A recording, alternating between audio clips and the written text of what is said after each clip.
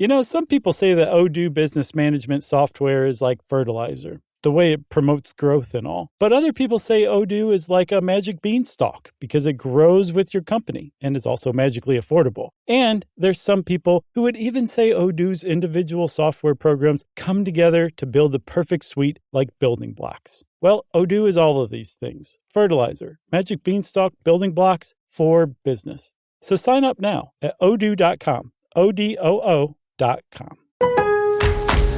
Lowe's knows that free is just better. That's why MyLowe's Rewards is free to join. As a member, you earn points towards MyLowe's money on eligible purchases, get exclusive free gifts, and earn free shipping at Silver Key status, all on top of weekly member-only deals. Don't wait. Join MyLowe's Rewards for free today and start saving more. Lowe's, we help, you save. Loyalty program subject to terms and conditions. Details at lowes.com/terms. Subject to change. All I know is I am not going to Eli's game night again. Really? Why? He wanted to play categories. Well, that's a fun game. Well, normally, but it's not what you're thinking. He made up his own version that puts the emphasis on the scat. Yeah, it's a doozy. Okay. I am going to hit it with a mic stand. Boo. No, you have to pass now. You have to pass. I think there was a hint of blue just now. Feel your legs. Yeah, I can feel my legs. Oh, it's my turn then. My turn. You can feel his legs. Guys, what the hell are you Oh, doing? hey, Noah. Hey, Cecil. Today's topic is the Demon Core. So Tom pulled a couple of strings. I did. And he got us a ball of plutonium. Ball of plutonium. So fun. It's cool. What? How? Oh, no, yeah. I got Eli's uranium guy. Nice. How is he? He's all right. You know, he and Karen got back together. Did you hear that? No. She's God, sweet. they She's are a sweet. they're so bad together. What is he That thinking? makes it so Worst. funny, though. Really? It's funny. Guys, That's terrible. guys, why the hell do you need a ball of plutonium? Fun. That seems like a weird Oh, question. so we can play the game Well, I invented. It's called, get ready, Let's Get Critical. That's stupid. That's stupid. well, I'll have you know that's an amazing play on words from an Olivia Newton-John song. It's pretty great, the name. Well, we know who came up with the name now, at least. Yeah, Heath, the name's fine, but making radioactive material go critical is not smart. No, it's awesome. It's like, you know when you bite into a wintergreen lifesaver in a dark room and it sparks? It's like that, but like it hurts like a lot more. Like it really, really hurts. Yeah. So fun. Yeah, it's so much more. It's great. It's like if your stomach could like chew on tinfoil. Like, Yeah. I've got to go. I gotta follow Noah. Actually, Fine. What's more for us? All right. I'm gonna lower this stainless steel bowl over the top of it. Yes. Good one. Amazing. That was sweet. I can't There we feel go. my legs. Okay. Yeah. You guys know what that means. Let's get critical. Critical. I want to get critical. Critical. Move your body right. I can't.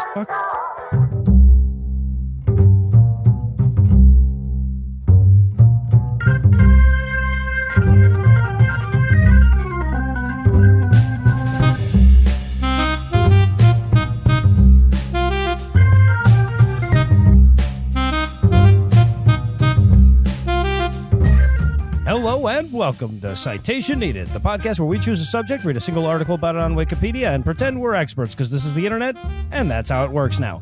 I'm Noah, and I'll be desperately pumping water into this episode to avoid a meltdown, but I can't Homer Simpson this thing alone, so joining me tonight are two men who get angry at donuts for not having food in that middle part, Heath and Tom. What I always do, I get a box of Munchkins and I reconstruct them. You can, Oh, right, you can That's sew smart. in the middle. or right. do like a pimento, That's a good or idea. like blue cheese to be olives. fair, I get mad at food that's just gone. I get, though. okay, Like, right, even if right, it was yeah. there, No, that too. I'm mad when it's gone. All right. And also joining us tonight are two men who technically average out to owning one half of that best friend's necklace apiece, Cecil and Eli. Yeah, can you please stop mailing those? I can't. I'm subscribed on Amazon. I have no control over it. They just send them. Do you at All least right, so before we get get a started, discount? we wanted to explain to you that our car is broken down, and we're just looking for money for the bus to get home with. And if you'd like to help out, be sure to stick around to the end of the show and find out how. And with that out of the way, tell us, Heath, what person, place, thing, concept, phenomenon, or event will we be talking about today? Is that CD free, or are you gonna make me? I feel like you're gonna give it to me. Do you or do you not like hip hop? I do like hip hop. That's not the point. I feel like you're gonna trick me. I don't. I'm walking. I mean, now you already have it. You have the bracelet on your wrist now. You can have it back. You can have it back. I just. So feel like- we're building Your a temple. bracelet, though, that's why you put it on your Buddhist wrist. temple. That makes it yours. So, Wait, a Buddhist temple? Taking it. yeah, we're gonna build one. Okay. We just need some donations. Is all. Guy with Okay. the gold cards? Do you take Bitcoin? Okay, so here's what we're going to be talking about today. Thanks to Carrie Boo, we're going to be talking about the Demon Core and other criticality accidents. All right, and Cecil, you got to the core of this issue. Are you ready to give us a crash course? Hopefully, it's not so boring that you guys fall out. Ugh. Fall well, out is like a there you nuclear go. thing with the. Anyway. You know. I see. Well, see, as my failed pun effort made abundantly clear, I don't know what the fuck we're talking about here, despite Heath having told us. So, Cecil, what the fuck are we talking about here? Today's episode is about the Demon Core, and that's not a set of learning outcomes for demons or a bunch of demons in a punk band or what you eventually get to if you lick a demon enough times. Okay, that's not funny, Cecil. Some of us have licked a demon. Okay, so just Great comfort. Great comfort. So the Demon Core is a sphere of plutonium 3.5 inches in diameter, and it was involved in 2 criticality accidents. That feels like a mistake to have that. Yeah, and this, by the way, is how we know that there's no God, right?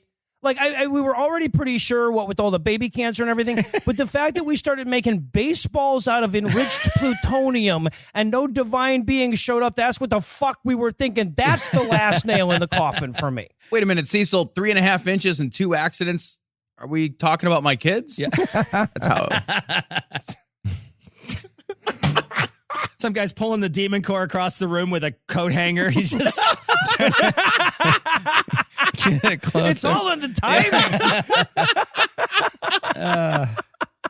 So this sphere, He really loves them. this sphere of highly fissile materials was originally intended to be used in a bomb in World War II, but after we detonated 2 of those, we didn't need the third right away, so we decided to use the ball for scientific testing after the war ended. All right, I guess we don't need this to blow up millions of people. So let's see what else it can do. Let's poke it and shit. Here's what else it could do. We could just wait for the inevitable next war, unless we get bone spurs or something crippling. That would be awful. So how dangerous is a ball of plutonium, you may ask? I don't know, Well- Cecil. Sorry, I missed a key. I'm going to spend a good chunk of this essay explaining how dangerous it is. In order to answer that question, I have to talk a bit about how dangerous this type of material is and why. So let's start out simple and talk about using nuclear reactions as fuel. Yeah, Cecil, let's start simple with the nuclear physics. Okay, well, So help me God, Cecil, if this goes back to the fucking Etruscans, I'm done with this It really does, actually. There's kind of an interesting parallel. There's not. I'm flying to There's Georgia. no- I am flying to Georgia It's right now. 101 Say degrees, hi. Tom. I dare you. this all starts in Rome 2,400 years ago. The Etruscans, they... God damn it! So it starts in the late 1930s, early 1940s, when we recognized that you can use certain materials to start a nuclear chain reaction, and this will release a lot of energy. In really simple terms, a nuclear reaction is breaking the nucleus or the center of one atom with a particle or a neutron from another atom. That reaction is called fission, and it's what we use to power our reactors and the process we used in the first nuclear weapons. It is amazing to me that we figured this out. Right? Like some Nazi guy was just like, hey, fellas, I have no basis for this, but I'm guessing that if we shoot invisible stuff like really fast at some poison metal that I have a really big ball of poison metal. If we shoot invisible stuff at this, I'm thinking we'll tear apart the fabric of the universe, like right in God's face. Like in a good way. This process isn't to be confused with nuclear fusion, which is where the nuclei of 2 or more atoms are forced together to form a different element. And this also creates an enormous amount of energy. provided that the two starting elements are lighter than nickel or iron. So light elements are used in fusion and heavy elements are used in fission. We do use fusion for our thermonuclear bombs, but we haven't figured out a way to safely harness this energy. Unless you count solar panels, which harness radiant energy from the sun, which is powered by nuclear fusion. You want to know my very favorite thing about people? After we dropped the bombs on Japan and witnessed the unspeakable horror that fucking nightmare created, somebody out there was like, that was good. Like, we can do better, like thousands of times better. Great. Thousands. So, Cecil, solar panels are nuclear bombs. Yes. Please don't interrupt. Cecil, you were saying? So that aside, the reason we use a very dense metal like plutonium or enriched uranium-235 is that a nuclear chain reaction can take place. We bombard the metal with a neutron, and a chain reaction takes place when one of the nuclei is split and releases its energy, and then part of that atom then splits another or more than one nuclei. These chain reactions are then controlled, meaning the reaction is slowed or stopped eventually, or uncontrolled, and you get what happens in a bomb. So, kind of like Ice 9, but everything turns into a giant radiation fireball instead of turning into ice. It's Mushroom Cloud 9. And it's not from a fictional book. It's real. Well, Yep. I was going to say like a meme going viral, but you had to make nuclear chain reactions sound bad, so never mind with my analogy. Normal controlled reactions are engineered to be safe. They use devices to make sure that the reaction does not spiral out of control, and all the radioactive energy that is released in a sealed area. Right. Like the island of Japan is sealed. Okay. All right. Controlled reactions. So the byproduct of this, the heat, is then used to create energy through steam power. Steam comes from water. Sorry, you said a thing I knew, and I just wanted It comes to from get water? in there. Yep. This process is also what heats up Godzilla's jacuzzi. So it's the same. Too. That stuff that Very similar. steam comes from water. It is. It's water. Water. It's the gas form of water. It's not Batman. water anymore when it's steam. Yeah, trees come from wood. I don't know if that's the way I would say it. That's a weird way to put it. Babies come from Jesus. Alabama. Well, now, like more of them now. By law. Now, I talked earlier about enriched uranium-235. Regular old grocery store uranium is uranium-238. Where do It you won't shop? react the same way. Whole Foods has gotten weird. Holy shit. Uranium-235 has 3 less neutrons in its nucleus. It makes up about 0.75% of all uranium. Having 3 less neutrons is good for chain reactions. It's sort of primed to break apart. Uranium-238 takes out its headphones, looks down dejectedly, thinks, all right, I guess I could stand to lose a few neutrons, but damn, Cecil, rude. In order to get enriched uranium-235, we have to basically mine a shit ton of uranium, which it turns out is actually pretty common. We then separate it from the other elements using all kinds of chemicals and stuff, including sulfuric acid, and we eventually get that yellow cake uranium. Once we have that, we have to stick it into a centrifuge, turn it into a gas, and spin the shit out of it. The heavier uranium-238 gets separated from the lighter uranium-235, and we package that up as nuclear fuel. Now, this stuff, once it gets enriched, is pretty dangerous. Just like white people. I mean, they have all kinds of ways to make sure it doesn't start a reaction, because in a large enough quantity, there doesn't need to be bombardment. It can just spontaneously fizzle. So they make sure that the amount is very small so that it remains subcritical. They keep the small pieces separated and well spaced apart. Yeah. Well, I mean, just like we should probably do with white people. Yeah, really. Especially the enriched ones. To understand this better, we separate it into slender rods, and then we maneuver these rods next to each other to create a reaction in some of our nuclear reactors. So it needs to get handled very carefully. And this is a huge part of the story of the Demon Core. Okay, Cecil, the rod is slender. That's fair, but no matter how carefully handled, it's going to explode. Sorry, guys. I know that was bad. It's just We went 3 pages on a dick joke. I felt like it was awkward for everybody at this point. Yeah. I actually forgot we were getting to a Demon Core entirely. I thought this was that nightmare where I'm naked and I'm back in school and I don't know anything, you know? 2 out of 3, I guess. Really, Yeah. really wish it was 1 out of 3. And I promise we're going to get to the Demon Core, but first I want to roll back to plutonium. Oh, we're just going to skip over Neptunium altogether. Okay, fine. Yeah. Fine. Classic bivalve erasure. What?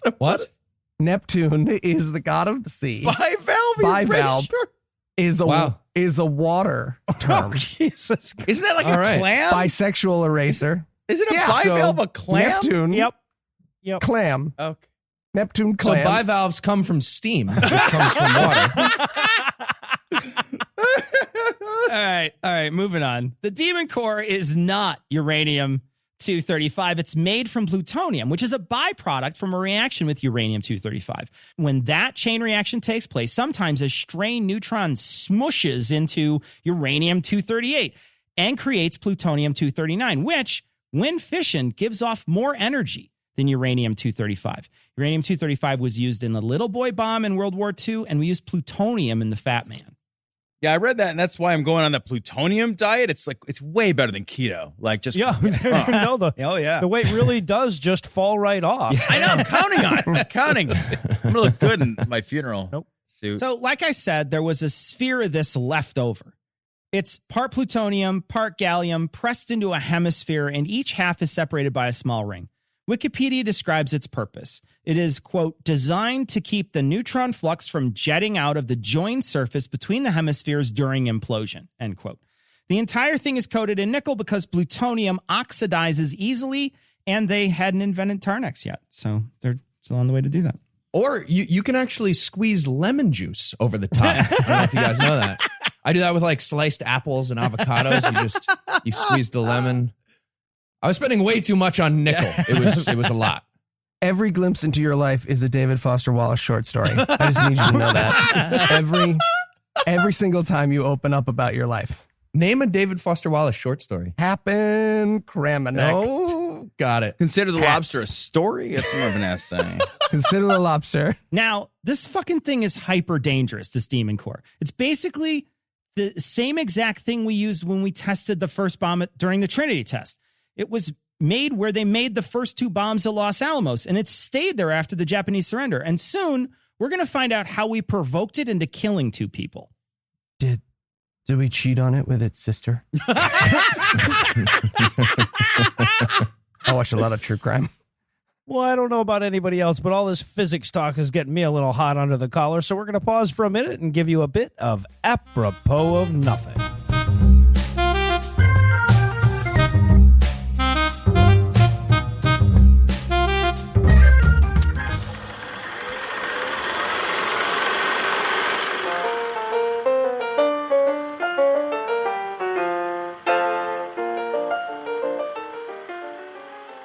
Good evening, I'm Horsatch Brownsnatch, and this is Plutonium and You. This is Bill. Bill works in one of America's brand new nuclear power plants producing clean energy for the average American. Say, Bill, I'll bet you a what-for bar against your sugar babies that I can throw this chunk of plutonium through the safety ring. You're on. Uh-oh, Bill made a serious error. Now, what did Bill do wrong? That's right. No one should trade a what-for bar against sugar babies. 9 out of 10 doctors agree a what-for is the smoothest smokable candy bar in America. Now, this is Julie. She works in a plutonium processing facility. Let's check in on her workday. I say, I suppose I could go home quicker if I forget this safety gear and just lower the uranium harness by hand. Again, a grave mistake. What did Julie do wrong? That's right. A woman's place is in the home. Take that, Helen Keller. I'm Horsatch Brownsnatch, and this has been Plutonium and You. Please turn the record over for Side B, The Hidden Octoroon. And we're back. When we last left off, Cecil was telling us about a ball more dangerous to the future of humankind than Eli's potential for procreation. So, Cecil, He'll never. It's so mean. It just wouldn't be an episode of Citation Needed if we didn't laugh at the unfortunate death of strangers. So you said this thing killed some folks, right? Yeah. Before I tell you how the Demon Core killed some people, let's talk about some other criticality accidents. Turns out a few of these happen at Los Alamos, no surprise. One researcher named Otto Frisch, I don't know if I'm pronouncing that correctly, Frisch, received a non-lethal dose of radiation when he was stacking bars of uranium-235. All right. That all sounds bad, but you have to admit, it's kind of cool to walk around just like buzzing and showing everyone your bones all day. That's fucking cool. Yeah, no, right. And buying enough meth to keep that up for very long gets super expensive. I switched. You sober up and you're like, oh my God, my bones are visible. And it just ruins the whole thing. He was researching how many bars it would take to reach critical mass. He was What? He was Oh, that's too many. Okay. Yeah. Wrong answer. Yeah. We're he all was dead. stacking them and he's leaning over the pile. Okay, so you know what game nobody ever wins at? Uranium Jenga.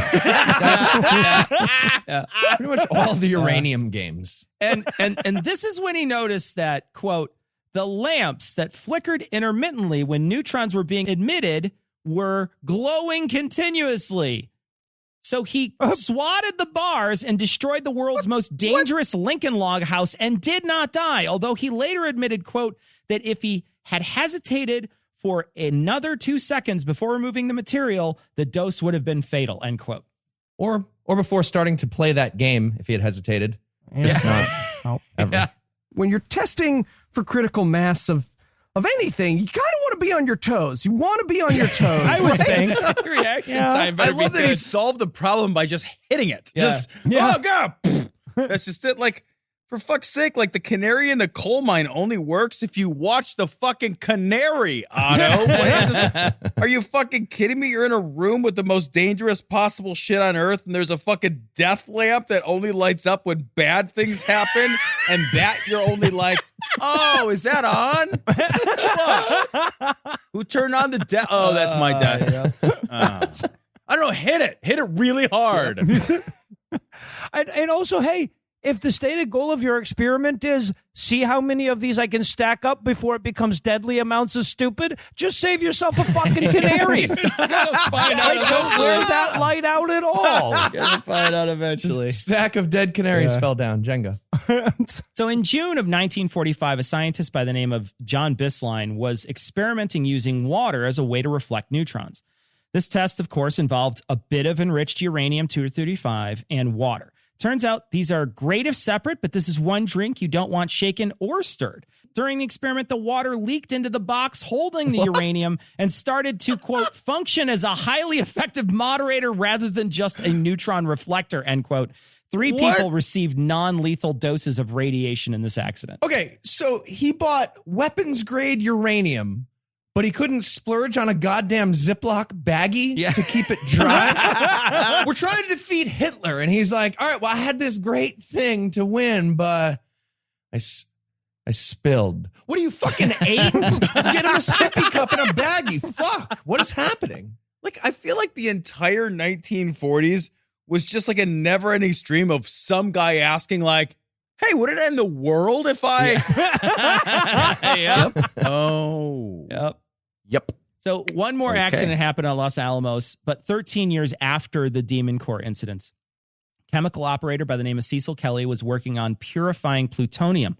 The process involved dissolving the plutonium first in an organic solvent. That solvent was then put into a machine where it had to be stirred. Well, the machine was switched on, and then it started stirring the mixture, but it created a little vortex at the center. Well, the plutonium was too high in concentration in the liquid, and it massed in that vortex.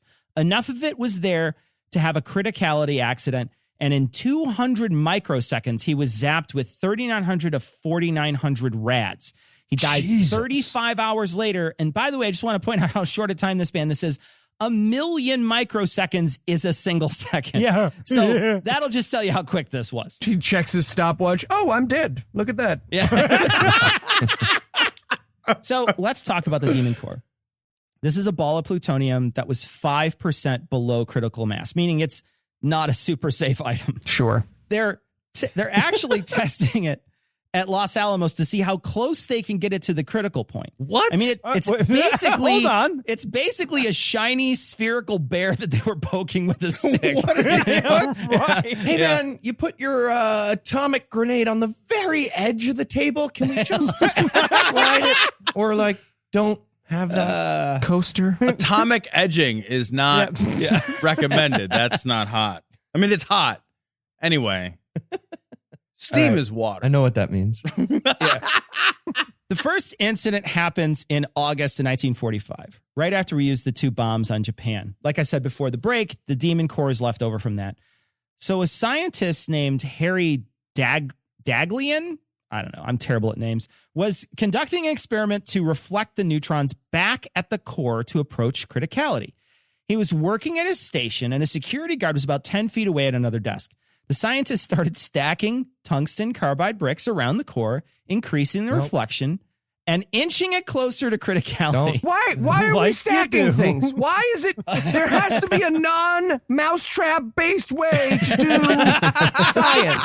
That should have been first before the science is the Well, very carefully, like really carefully stacking these bricks around the core, he actually didn't drop one on it. He just What? He dropped one on it. What He the dropped fuck is one. it? Why are we employing droppers at the Manhattan Project? God, spend the money. Find a brick placer with some hand eyes. Fuck. We're trying to beat gosh. Hitler. Did his grandson get a fucking job at that Titan missile silo? What the fuck is going on? No kidding. When he dropped the brick on it, it made the Demon Core very angry, and it released a fatal dose of radiation. He quickly took the brick off the top of the Demon Core, but he died 25 days later anyway from radiation poisoning. The core was not angry enough to kill the security guard, at least not for 33 years. He died of leukemia at age 62. Possibly it was chemtrails. We don't. I mean, it could go. We never, either way. we'll Don't never rule anything know out, for Tom. sure. It's probably chemtrails. I'm sorry, but to be fair, his job was security, and he sat there doing nothing while Jittery Joe built an igloo of ignition bricks around the glowing croquet ball of death. All right? Kind of had leukemia coming.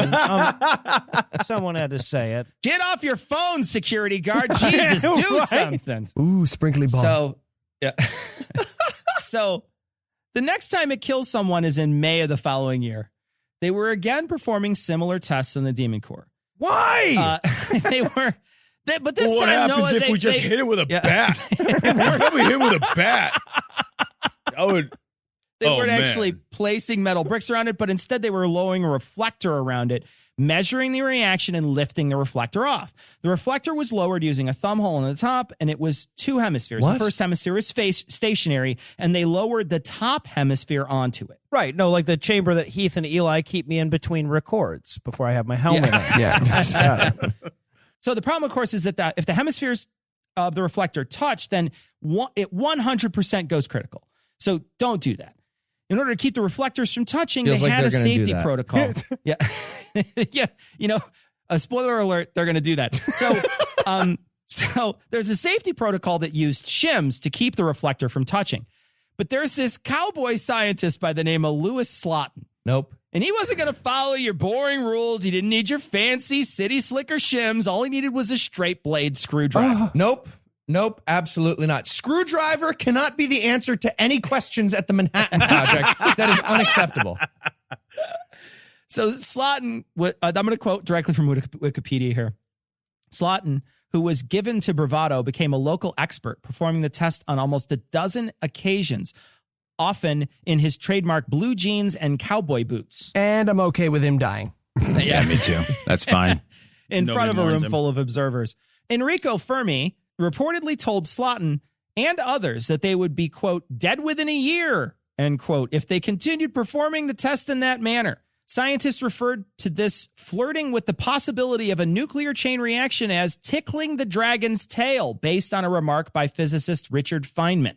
So instead of the shims, he slips the screwdriver in between where the two pieces come together. But this time, the screwdriver slips and comes out a fraction of an inch, and the cover basically comes together like 2 halves of a coconut shell in a Monty Python movie.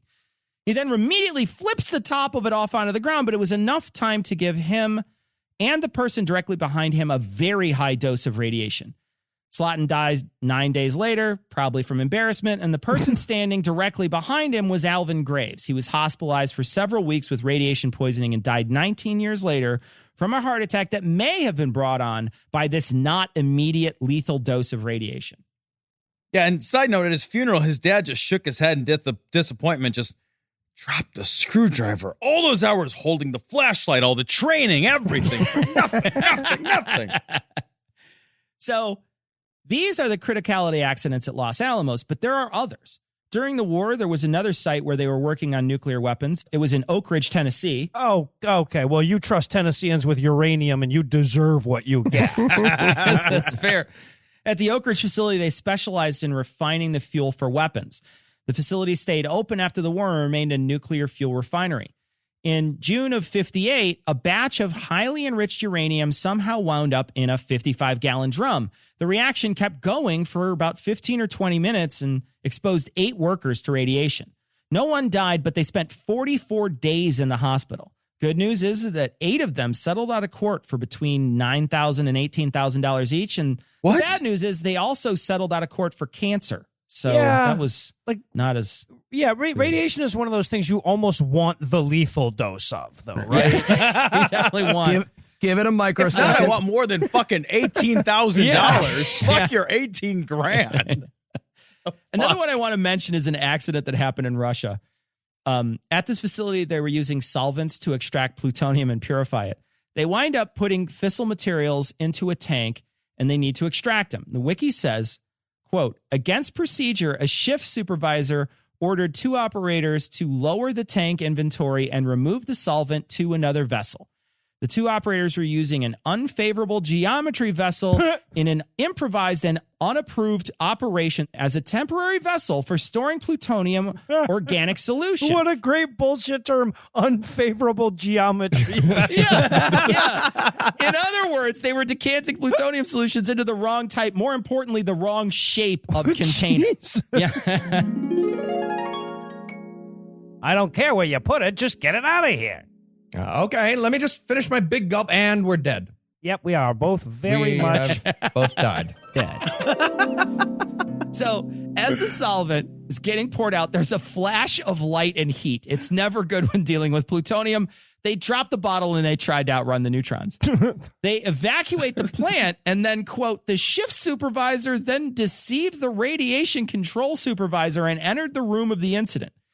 This was followed by a third and largest criticality excursion that irradiated the shift supervisor with a fatal dose of radiation, possibly due to an attempt by the supervisor to pour the solution down a floor drain. Oh, and no one would notice.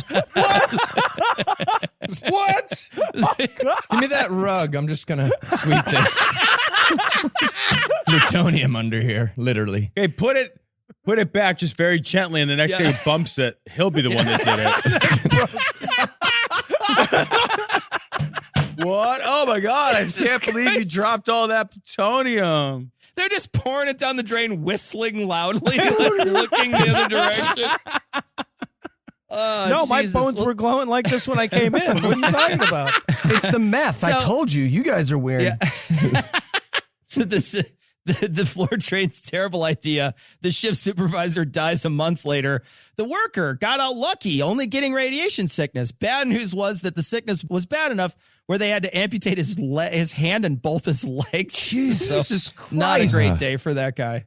At the same facility, 8 months later, they're draining some solution with fissile material in it, and 4 workers got a little impatient. They decide to get this stuff drained faster by unbolting the tank from its mounting and tipping it over a drain. Well, there you go. So then they crowded around it to watch it go down the drain, I guess. and the bodies, the world. You want to watch? The bodies around it. The bodies around the draining material created enough of a reflection to cause a brief critical mass. Jesus Christ. Hey, you guys want to see what it looks like when we die? Maybe we'll get superpowers. Nope, we're just dead instead. I can't run faster or anything good. I can't throw lasers off my fingers, but I can throw my fingers at you.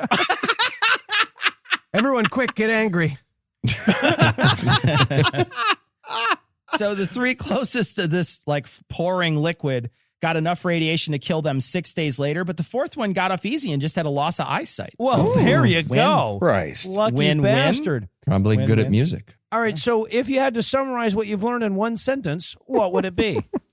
Turns out atheists aren't the only ones critical of mass. Well, there we go. And are you ready for the quiz, sir? Absolutely. Let's do this. All right, Cecil. What was your essay about? Was it A? Sometimes the rocks that make nukes out of look at themselves in a mirror and then everyone dies. Was it? That's about right. You're a poet. You're a poet, Eli. Yeah. Was Absolute it poet. B? People at nuclear power plants say, you know, it would speed this up way more often than they should.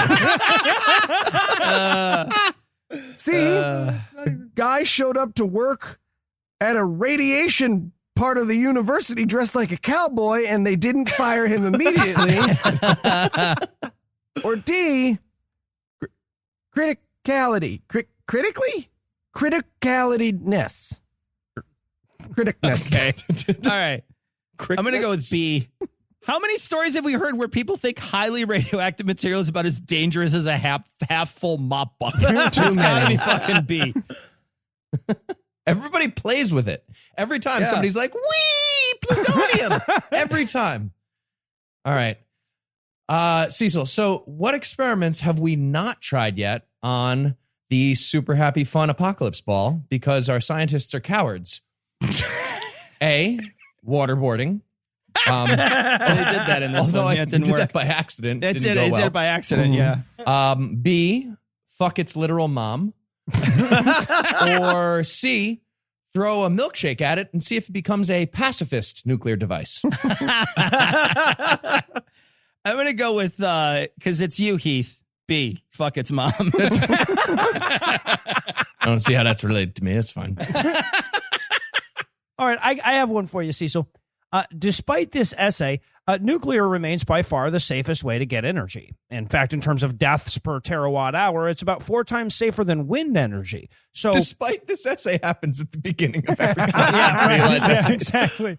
So why do we still use nuclear power so infrequently? Is it A, because dying 20 years later from radiation is way scarier than dying 20 years later from black lung?